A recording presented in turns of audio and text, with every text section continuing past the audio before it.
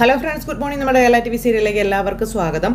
അങ്ങനത്തെ നമ്മുടെ ശ്രുതിയോട് കാശ് കൊണ്ടു കൊടുക്കാനായിട്ട് ചന്ദ്ര പറഞ്ഞേക്കാം. മുറിയിലെത്തി ശ്വാസം മുട്ടി ശ്രുതി ഇരിക്കുന്നു. ചന്ദ്ര അത് പറഞ്ഞു. അതുപോലെ തന്നെ ശ്രുതിയും, ഞാൻ സ്റ്റാഫുകളുടെ മുന്നിൽ നാണം കെട്ടു, അത് ചെയ്തു ഇത് ചെയ്തു എന്നൊക്കെ പറഞ്ഞുകൊണ്ട് ഇങ്ങനെ പറഞ്ഞുകൊണ്ടിരിക്കുക. ഇതൊക്കെ കേട്ടപ്പോൾ ഷോറൂമിലായാലും വീട്ടിലായാലും നമുക്കിപ്പോൾ ഒരു വിലയില്ലാതായി എന്ന് ശ്രുതി അന്നേരം പറയുന്നു. പോയ മര്യാദ തിരിച്ചു കിട്ടണമെങ്കിൽ ഇനി ഒരേ ഒരു വഴിയേ ഉള്ളൂ എന്ന് ശ്രുതി പറയാം. അപ്പോൾ എന്ത് വഴിയാന്ന് ചോദിച്ചു. നമ്മളെ പറ്റിച്ച 30 ലക്ഷമായിട്ട് കടന്നു കളഞ്ഞൊരു കള്ളനുണ്ടല്ലോ, വിശ്വനാഥൻ എന്ന് പറയുന്നവൻ, അവനെ കണ്ടുപിടിച്ച് ആ 30 ലക്ഷം രൂപ തിരികെ വാങ്ങിക്കണമെന്ന കാര്യം പറയാം. പിന്നെ കാശ് വാങ്ങി എല്ലാവരുടെയും മുന്നിൽ വെച്ച് അങ്കിളിന് കൊടുക്കണം എന്നും പറഞ്ഞു. അപ്പോൾ അത് കേട്ടപ്പം ശ്രുതി, അച്ഛൻ ആ കാശ് കൊടുത്താൽ അതെങ്ങനെ ശരിയാകുമെന്ന് ചോദിക്കുക. സബ് ഡീലർമാരുടെ കയ്യിൽ നിന്ന് അഡ്വാൻസ് വാങ്ങിച്ച കാശല്ലേ 30 ലക്ഷം രൂപ, അവർക്ക് സാധനങ്ങൾ കൊടുക്കണ്ടേ? അപ്പോൾ 30 ലക്ഷം രൂപ അയച്ചാൽ അഭിലാഷ് സാറ് സാധനങ്ങൾ അയക്കുള്ളൂ എന്നും, ഇല്ലെങ്കിൽ സബ് ഡീലർമാർ വന്ന് ഷോപ്പിൽ പ്രശ്നങ്ങൾ ഉണ്ടാക്കുമെന്നുള്ള കാര്യങ്ങളും പറയുക. അപ്പോൾ നമുക്ക് അച്ഛന് കാശൊന്നും കൊടുക്കണ്ട എന്നുള്ള കാര്യം പറഞ്ഞു. ആ 30 ലക്ഷം രൂപ കിട്ടിയാൽ ഉടനെ അത് അഭിലാഷ് സാറിൻ്റെ അക്കൗണ്ടിലേക്ക് ഇട്ട് കൊടുക്കാമെന്ന് പറഞ്ഞു. ഈ ശ്രുതിയുടെ ദുരാഗ്രഹം എവിടെ കൊണ്ടുവന്ന് എത്തിക്കൂ എന്തോ എന്ന് ശ്രുതി അന്നേരം പറഞ്ഞു. ഇത്രയും വലിയൊരു വീട് വാങ്ങിക്കാൻ തീരുമാനിച്ച് തന്നെ തെറ്റായിപ്പോയെന്ന് ശ്രുതി പറയുമ്പം, ഓഹോ, ഞാൻ മാത്രമാണോ കയറി തീരുമാനിച്ചത്, നീയും കൂടെ അതിനകത്ത് പങ്കാളിയല്ലേ എന്ന് ചോദിച്ചു. ഇത്രയും വലിയൊരു വീട് നീ വാങ്ങണ്ടെന്ന് പറഞ്ഞിരുന്നെങ്കിൽ ഞാൻ എപ്പോഴേ അതിൽ നിന്ന് പിന്മാറിയാനേ. ഇപ്പം കുറ്റം എൻ്റെ തലയിലായോ എന്ന് ശ്രുതിയോട് ചോദിക്കുക. രണ്ടും കൂടെ പൊരിഞ്ഞടി. അപ്പോൾ ശ്രുതി, അന്ന് ക്ഷേത്രത്തിൽ വെച്ച് അഡ്വാൻസ് കൊടുക്കണ്ട എന്ന് രേവതി പറഞ്ഞതല്ലേ, അപ്പോഴും കൊടുക്കാതിരുന്നാൽ മതിയായിരുന്നു എന്നും അവൾ അസൂയ കൊണ്ടാ പറയുന്നത്. അതൊന്നും നോക്കണ്ട, നമുക്ക് കൊടുക്കാമെന്ന് നീയല്ലേ പറഞ്ഞതെന്ന് ചോദിച്ചു. ഇപ്പം ആ കുറ്റോ എൻ്റെ തലയിലായല്ലേ എന്ന് ശ്രുതി. അയ്യോ ശ്രുതി, ഞാൻ നിന്നെ കുറ്റപ്പെടുത്തി പറഞ്ഞതൊന്നും അല്ല. ഒരു കാര്യം ചെയ്യാം, നീ അതൊക്കെ അങ്ങ് വിട്, കഴിഞ്ഞത് കഴിഞ്ഞു. ഇനിയിപ്പോൾ നമ്മൾ അതിനെക്കുറിച്ചൊക്കെ പറഞ്ഞ് സംസാരിച്ചിട്ട് എന്താ കാര്യം? ഇനി നമുക്ക് എന്ത് ചെയ്യാം, അത് നീ പറയാൻ പറഞ്ഞു. അന്നേരം ഞാൻ പറഞ്ഞല്ലോ, എങ്ങനെയെങ്കിലും വിശ്വനാഥനെ കണ്ടുപിടിച്ച് 30 ലക്ഷം രൂപ തിരിച്ചു വാങ്ങിക്കണമെന്ന്. അതിപ്പോൾ സച്ചി വിശ്വനാഥനെ അന്വേഷിച്ച് കണ്ടെത്താന്നല്ലേ പറഞ്ഞിരിക്കുന്നത്. സച്ചി അന്വേഷിക്കാതിരിക്കുകയോ ചെയ്യട്ടെ, നമ്മൾ അവനെ അന്വേഷിച്ച് കണ്ടുപിടിക്കണമെന്ന് ശ്രുതി. ഞാനിപ്പോൾ എവിടെ പോയി അന്വേഷിച്ച് കണ്ടുപിടിക്കാനാണെന്ന് ശ്രുതി. എൻ്റെ പൊന്ന ശ്രുതി, അവനെ കണ്ടെത്താനൊക്കെ സമയമെടുക്കും. എനിക്കാണെങ്കിൽ പെട്ടെന്ന് തന്നെ ഒരു 30 ലക്ഷം രൂപയും വേണം. ശ്രുതി നീ ഒരു കാര്യം ചെയ്യുക, നീ നിൻ്റെ അച്ഛനോട് കാശ് ചോദിക്കാൻ ശ്രുതി പറയുമ്പോഴത്തേക്കും ശ്രുതി ഇങ്ങനെ പല്ലുർമിരിക്കാം. ശ്രുതി, ഞാൻ നോക്കിയിട്ട് ഒരു വഴിയേ ഉള്ളൂ ഇപ്പം. അത് എന്താ ശ്രുതിയുടെ വിചാരം? എന്ത് വിഷയം വന്നാലും നീ നിൻ്റെ അച്ഛനോട് കാശ് ചോദിക്കുന്ന ശ്രുതിയും ശ്രുതിയുടെ അമ്മയും കിടന്ന് പറയുന്നുണ്ടല്ലോ എന്ന് ശ്രുതി. എന്താ എൻ്റെ അച്ഛൻ ബാങ്ക് നടത്തുന്നുണ്ടോ എന്ന് ചോദിച്ചു. അത് പിന്നെ ശ്രുതി, അത് നിങ്ങൾക്ക് രണ്ടുപേർക്ക് ഉളുപ്പില്ലെങ്കിൽ എനിക്ക് ഉളുപ്പുണ്ട് എന്ന് ശ്രുതി ഇവരോട് പറയാം. അച്ഛനായാലും എപ്പോഴും ഇങ്ങനെ കൈ നീട്ടാനൊന്നും എന്നെ കൊണ്ട് സാധിക്കത്തില്ല എന്നും പറഞ്ഞു. ഞാൻ എന്നും ഇങ്ങനെ കാശ് ചോദിച്ചാലേ അച്ഛൻ എന്താ വിചാരിക്കാമെന്ന് ചോദിച്ചു. എന്നോട് നിങ്ങൾക്ക് സ്നേഹമൊന്നുമില്ല, കാശിന് വേണ്ട എന്നെ കല്യാണം കഴിച്ച് ഇങ്ങോട്ട് കൂട്ടിക്കൊണ്ട് വന്നതെന്ന് എന്നെ കരുതത്തില്ലേന്ന് ചോദിച്ചു. അയ്യോ ശ്രുതി, ആ വിശ്വനാഥനെയൊക്കെ കണ്ടെത്താൻ ലേറ്റ് ആയാലും ആകെ പ്രശ്നമാകും, അതുകൊണ്ടല്ലേ ഞാൻ പറയുന്നത്. എന്തായാലും ഞാൻ അച്ഛനോട് കാശ് ചോദിക്കാൻ പോകുന്നില്ല, ലേറ്റ് ആയാലും എനിക്ക് കുഴപ്പമൊന്നുമില്ല. വിശ്വനാഥനെ അന്വേഷിച്ചേ കണ്ടുപിടിക്കാൻ നോക്കാൻ പറഞ്ഞു. എന്നും പറഞ്ഞു ശ്രുതി അവിടെ അങ്ങനെ ഇരിക്കുക. അതെല്ലാം കഴിഞ്ഞ് പിന്നെ നമ്മുടെ രവിയേട്ടൻ അവിടുന്ന് പത്രം വായിക്കുന്നു. അപ്പോൾ ചന്ദ്ര അവിടെ ഇരുന്ന് ഇങ്ങനെ ആലോചിച്ചുകൊണ്ടിരിക്കുക. അപ്പോൾ എന്താ ചന്ദ്രയെ പതിവില്ലാത്തൊരു ആലോചന അന്ന് രവിയേട്ടൻ ചോദിച്ചു. എന്നൊക്കെ ചോദിക്കുമ്പോൾ ചന്ദ്ര ഒന്നും മിണ്ടുന്നില്ല, കൊതി കുത്തി ഇങ്ങനെ ഇരിക്കുക കേട്ടോ. ആ സമയത്ത് ശ്രുതിയും കൂടെ അങ്ങോട്ടേക്ക് വന്നു. അപ്പോൾ ശ്രുതി, നീ നിൻ്റെ ഇളയച്ചനെ വിളിച്ചായിരുന്നോ എന്ന് ചോദിച്ചു ചന്ദ്ര. കാശ് വേണമെന്ന് നീ പറഞ്ഞിട്ടുണ്ടോ എന്ന് ചോദിച്ചു. അപ്പോൾ ശ്രുതി ഇങ്ങനെ അങ്ങോട്ടും ഇങ്ങോട്ടും നോക്കി നിൽക്കാം. ശ്രുതി, കാശ് വരുമല്ലോ, കാര്യം പറയാനായിട്ടൊക്കെ ചന്ദ്ര ഇങ്ങനെ ശ്രുതിയോട് പറയുക. അന്നേരത്തേക്കും ശ്രുതി, ഞാൻ ഇളയച്ചനെ വിളിച്ചായിരുന്നു, അത് അദ്ദേഹം ഇപ്പോൾ മലേഷ്യയിൽ അല്ല ഉള്ളത്, പിന്നെ മലേഷ്യയിൽ ചെന്നിട്ട് അച്ഛനെ കാണാമെന്ന് പറഞ്ഞിട്ടുണ്ടെന്ന് പറഞ്ഞു. അന്നേരം ചന്ദ്ര, അപ്പോൾ കാശ് കിട്ടാൻ വൈകത്തില്ലേന്ന് ചോദിച്ചു. നിൻ്റെ ഇളയച്ചനോട് വേറെ ആരോടെങ്കിലും കാശ് വാങ്ങിച്ചിട്ട് തരാൻ പറയത്തില്ലേന്ന് ചോദിച്ചു. നിൻ്റെ അച്ഛനോട് വാങ്ങിച്ചിട്ട് പിന്നെ അവർക്ക് കൊടുത്താൽ പോരേന്ന് ചോദിച്ചു. അപ്പോൾ വേറെ ആരോട് വാങ്ങിക്കാനാ ആൻറ്റി, ഞങ്ങളുടെ റിലേഷനിൽ എൻ്റെ അച്ഛൻ മാത്രമേ റിച്ചായിട്ടുള്ളൂ എന്നും ബാക്കിയെല്ലാം സാധാരണക്കാരാണെന്നൊക്കെ ശ്രുതി ഇങ്ങനെ പറയുക. അതുമാത്രമല്ല, ഇളയച്ചൻ അങ്ങനെ ആരോടും കടമൊന്നും വാങ്ങിക്കാറില്ല, ഭയങ്കര അഭിമാനിയാന്നൊക്കെ പറയുവാണ് ശ്രുതി. എടാ, നിൻ്റെ അച്ഛൻ 50 ലക്ഷം രൂപ കൊടുത്തേ പറ്റൂ, എന്താ ഇപ്പോൾ ഒരു വഴിയെന്ന് ചന്ദ്ര ഇങ്ങനെ ചോദിക്കും കേട്ടോ. അപ്പോൾ അമ്മ, അത് പിന്നെ എൻ്റെ കയ്യിൽ നിന്ന് കാശ് വാങ്ങിച്ച് മുങ്ങിയ വിശ്വനാഥനില്ലേ, അയാളെ എങ്ങനെയെങ്കിലും കണ്ടുപിടിച്ച് ആ 30 ലക്ഷം രൂപ തിരിച്ചു വാങ്ങിയാൽ തൽക്കാലം ആ കാശ് അച്ഛന് കൊടുക്കാം, പിന്നെ ബാക്കിയുള്ള 20 ലക്ഷം രൂപ നമുക്ക് പിന്നെ എപ്പോഴെങ്കിലും കൊടുക്കാമല്ലോ എന്നൊക്കെ ഇങ്ങനെ പറയുക. അന്നേരം അതൊന്നും നടക്കുകയല്ല, നടക്കുന്ന കാര്യം വല്ലതും പറയടാ എന്ന് ചന്ദ്ര. ഇതൊക്കെ കേട്ട് രവിയേട്ടൻ അന്തം വിട്ടിങ്ങനെ ഇരിക്കുക. അവൻ പഠിച്ച കള്ളനാ, പെട്ടെന്നൊന്നും കണ്ടെത്താൻ കഴിയില്ല, വേറെ ഏതെങ്കിലും വഴിയിലൂടെ കാശ് സംഘടിപ്പിക്കാൻ നോക്കാൻ പറഞ്ഞു. പിന്നെ എങ്ങനെയാ, കഷ്ടപ്പെട്ടുണ്ടാക്കിയ കാശിൽ അത് കണ്ടുപിടിച്ചല്ലേ പറ്റുള്ളൂ. രവിയേട്ടൻ ഇത്രയും കേട്ടപ്പോൾ ചോദിച്ചു. അതെ, ആ കാശ് തിരിച്ചു കിട്ടാതെ എനിക്കൊരു സമാധാനം ഉണ്ടാവത്തില്ല അച്ഛാ എന്നും പറഞ്ഞ് ഇങ്ങനെ പറയുമ്പം, അതിന് നീ അവനേക്കാളും വലിയ കള്ളനല്ലേ, നിനക്ക് പോയി വാങ്ങിച്ചൂടെ എന്ന് ചോദിക്കുകയാണ് അച്ഛൻ. അപ്പോഴാണ് സച്ചിയും രേവതിയും കൂടെ അങ്ങോട്ടേക്ക് കടന്നു വരുന്നത്. അച്ഛാ എന്നും പറഞ്ഞ് വിളിച്ച്, നീ എന്താടാ നേരത്തെ വന്നോന്ന് ചോദിച്ചു. അപ്പോൾ ഓട്ടം കുറവായിരുന്നു അച്ഛാ.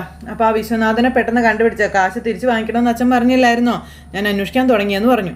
അപ്പോൾ പെട്ടെന്ന് തന്നെ കണ്ടുപിടിക്കുമെന്ന് ചന്ദ്ര ചോദിച്ചു. ആ കണ്ടുപിടിച്ചല്ലോ, എൻ്റെ പോക്കറ്റിലിരിക്കുക, എടുത്തോളാൻ പറഞ്ഞു സച്ചി ചന്ദ്രയോട്.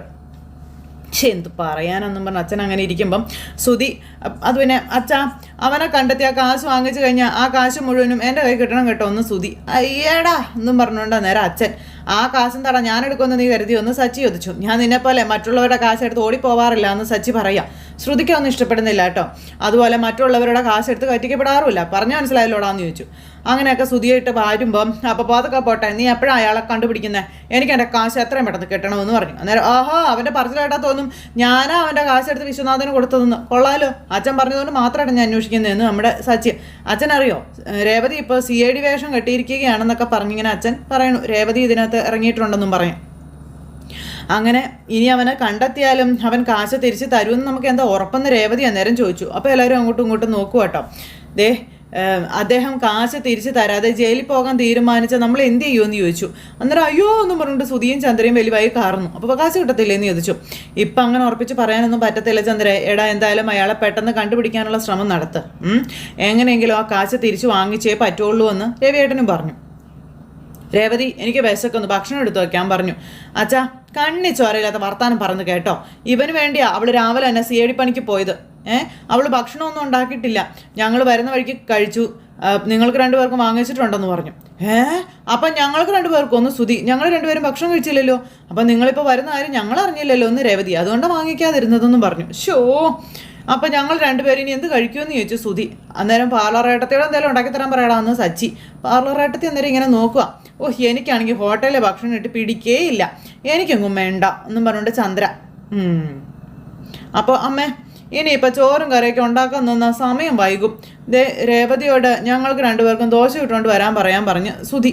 അപ്പോഴത്തേക്കും ചന്ദ്രമതി ഇങ്ങനെ നോക്കുക രേവതിയെ. പാർലറായിട്ട് ഉണ്ടാക്കിയാൽ നിനക്ക് പിടിക്കത്തില്ലല്ലേടാ, അതുകൊണ്ടാ രേവതിയോട് ഉണ്ടാക്കിയ തരാൻ പറ എന്ന് പറഞ്ഞതല്ലേ. അപ്പം അതുകൊണ്ടൊന്നുമല്ല ശ്രുതി, നീ പോയി ദോശ ഉണ്ടാക്കാൻ പറഞ്ഞു ചെല്ലെന്ന് പറഞ്ഞു വിടുമ്പം എന്താ ഇവിടെ ഒരു സീരിയസ് വിഷയം എന്ന് ചോദിച്ചു. ശ്രീകാന്തും വർഷയും കൂടെ വന്നു. എന്താ ഇവിടെ ഒരു സീരിയസ് വിഷയം എന്ന് ചോദിച്ചപ്പോൾ നിങ്ങൾ ഭക്ഷണം കഴിച്ചോന്ന് ചോദിച്ചു. കഴിച്ചു, ഞങ്ങൾ പിസ്സ കഴിച്ചെന്ന് പറഞ്ഞു. അപ്പോൾ നിങ്ങളും കഴിച്ചല്ലേ? ചന്ദ്രേ ബാ നമുക്കിത് കഴിക്കാമെന്ന് പറഞ്ഞു. ഇന്നൊരു ദിവസത്തെ കാര്യമല്ലേ ഉള്ളൂ, ഹോട്ടൽ ഭക്ഷണം ഒന്നും പ്രശ്നമാക്കേണ്ട കാര്യമില്ല എന്ന് പറഞ്ഞു. അപ്പോൾ എനിക്ക് വേണ്ട ഹോട്ടൽ ഭക്ഷണമെന്ന് ചന്ദ്ര. അതെന്താ നിനക്ക് ഇറങ്ങത്തില്ലേ? അതൊന്നും അല്ല, എൻ്റെ വയറെന്തോ പോലെയാണെന്ന് ചന്ദ്ര. ഇപ്പം എങ്ങനെയെങ്കിലും അവളെ കൊണ്ട് ഭക്ഷണം ഉണ്ടാക്കിക്കണം, അത്രയല്ലേ ഉള്ളൂ നിൻ്റെ ഉദ്ദേശമെന്ന് ചോദിച്ചു ചന്ദ്രയോട് ഏട്ടനെ. അപ്പോൾ അമ്മേ ശ്രുതി ഉണ്ടാക്കുന്ന നല്ല ദോശ കഴിക്കാം അമ്മേ, പിന്നെ ശ്രുതി പെട്ടെന്ന് ദോശ ഉണ്ടാക്കാൻ പറഞ്ഞു. എന്നും പറഞ്ഞുകൊണ്ട് ശ്രുതി പോവുക. ഈ സമയത്ത് രേവതി കുളിയൊക്കെ കഴിഞ്ഞ് വന്നപ്പോൾ ഒരു കോള് വരുന്നു. ആണോ എന്നും ചോദിച്ചു. രേവതി ഫോൺ വിളിക്കുന്നു. സച്ചി കയറി വന്നു. എന്താന്ന് ചോദിച്ചു. എന്താ കാര്യം?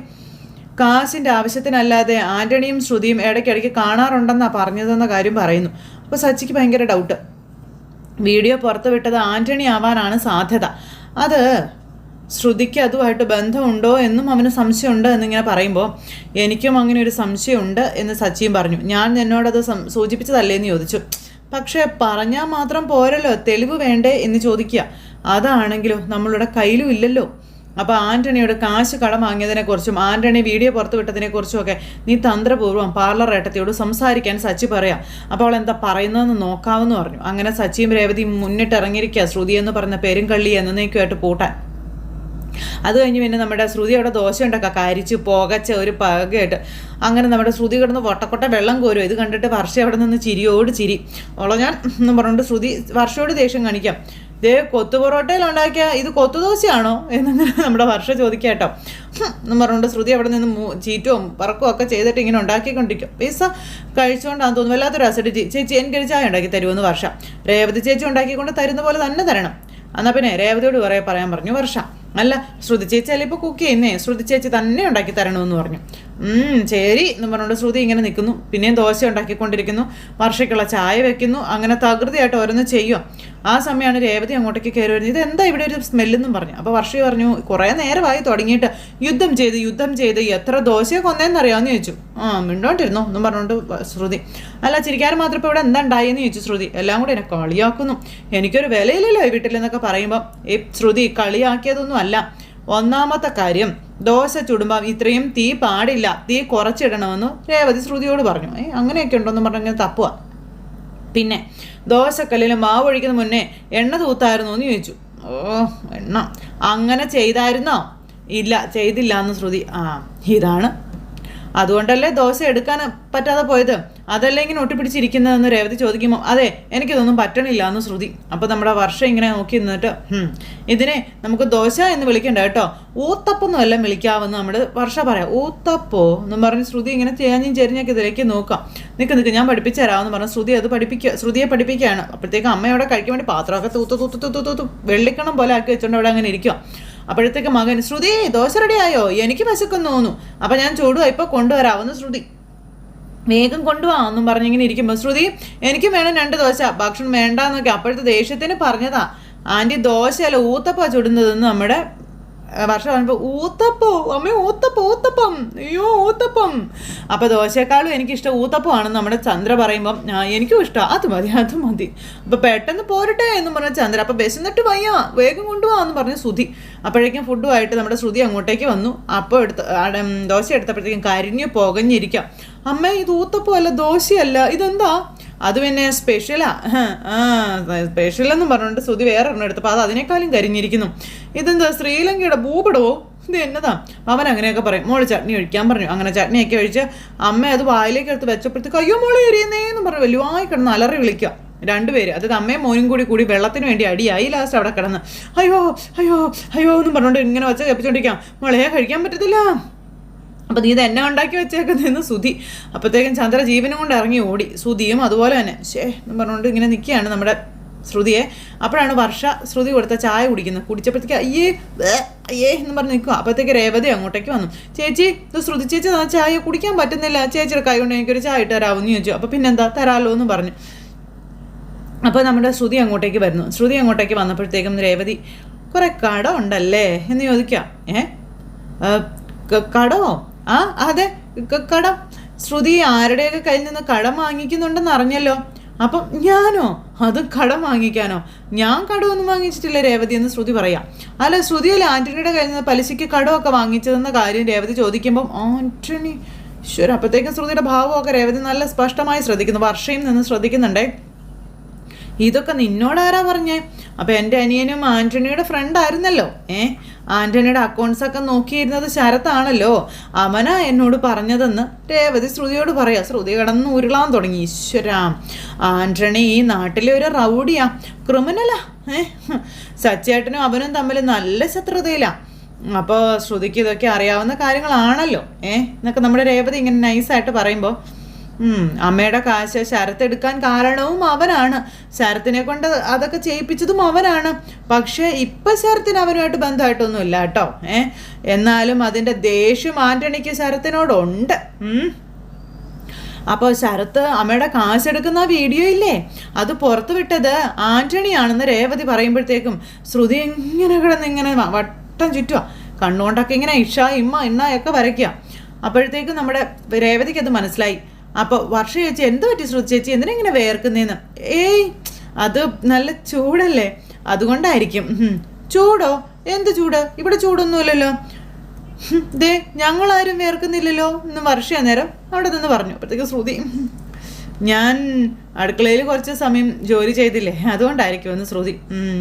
അതെ ശ്രുതി, പിന്നെ ആൻ്റണിയുടെ കയ്യിൽ നിന്ന് കടമൊന്നും വാങ്ങിക്കരുത് കേട്ടോ എന്ന് രേവതി പറയാം. ഈ കൊള്ളപ്പലിശക്കാരിൽ നിന്ന് കടം വാങ്ങിച്ചിട്ട് അത് തിരിച്ചു കൊടുക്കാൻ കഴിയാതെ സൂയിസൈഡ് ചെയ്യുന്ന എത്രയോ പേരുണ്ടെന്നറിയോ? അതെ ശ്രദ്ധിക്കണം കേട്ടോ എന്ന് വർഷ. അപ്പോൾ ശ്രുതി എന്നൊക്കെ പറഞ്ഞിട്ട് ഇങ്ങനെ മുക്കിയും മൂളിയൊക്കെ നിൽക്കണം. അപ്പോഴേക്കും പിന്നെ പിടിക്കപ്പെടുമെന്ന് മനസ്സിലായപ്പോൾ ശരി, നിങ്ങളുടെ 2 പേരുടെ അഡ്വൈസിന് താങ്ക്സ് കേട്ടോ എന്നും പറഞ്ഞുകൊണ്ട് ശ്രുതി അവിടെ നിന്ന് തടി ഊരാൻ നോക്കുക. അങ്ങനെ ശ്രുതി പോയി കഴിഞ്ഞപ്പോൾ നമ്മുടെ രേവതി അവർ ചെറുതായിട്ടൊന്ന് പേടിച്ചിട്ടുണ്ട് കേട്ടോ രേവതി ചേച്ചി, എന്താണാവോ പറ്റിയെന്ന് വർഷ പറയുമ്പം രേവതി രണ്ടും കൽപ്പിച്ചിങ്ങനെ നിൽക്കുക. എന്നിട്ട് ശ്രീകാന്ത് സച്ചിയും കൂടെ അവിടെ നിന്ന് സംസാരിക്കുക. അപ്പോൾ വിവരങ്ങളെല്ലാം പറഞ്ഞു കഴിഞ്ഞപ്പോൾ എനിക്കത് വിശ്വസിക്കാനേ കഴിയുന്നില്ല എന്ന് ശ്രീകാന്ത് പറയുന്നു.